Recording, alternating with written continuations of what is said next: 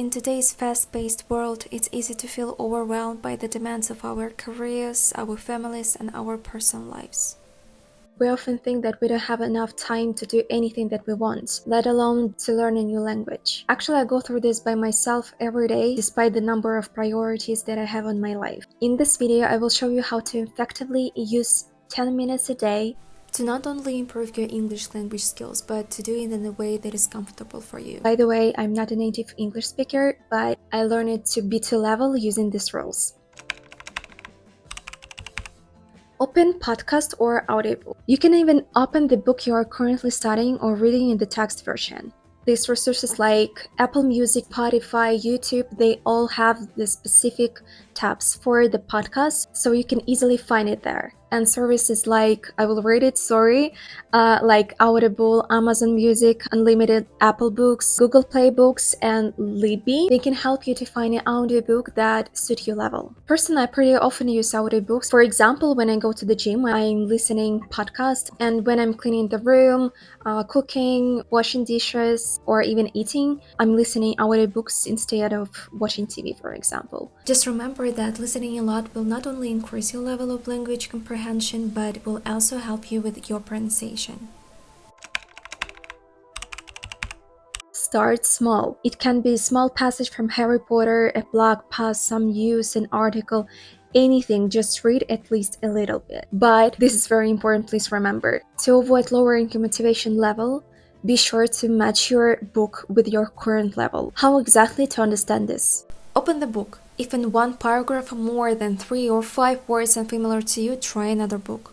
No one watching you, so you easily can try something much easier for yourself. And I did mistakes so many times because every time when I did it, I tried to understand why I'm so easily just giving up and don't want to reading again after this, because the level of this book didn't suit me. This is it. And by the way, in the comments, I will leave books to read, depends of your English level, so you can easily find it.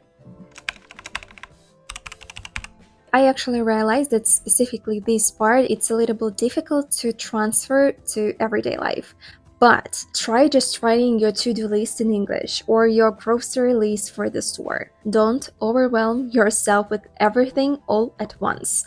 Start gradually and you will see better results. To be honest, when I just started to think how to improve it and how to create daily life habits with the writing, I've been putting off my desire to write in my personal journal in English for a long time. I was so ashamed because I knew that I will do a lot of grammar mistakes, I will forget a lot of words and different things like this. It's such a bullshit.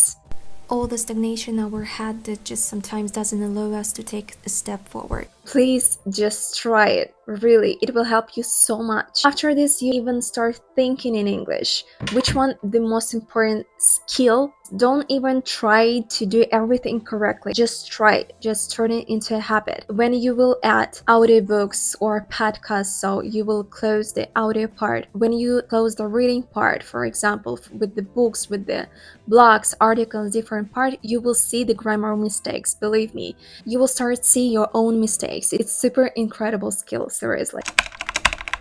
In fact, actually, I can speak here endlessly. Firstly, just open TED.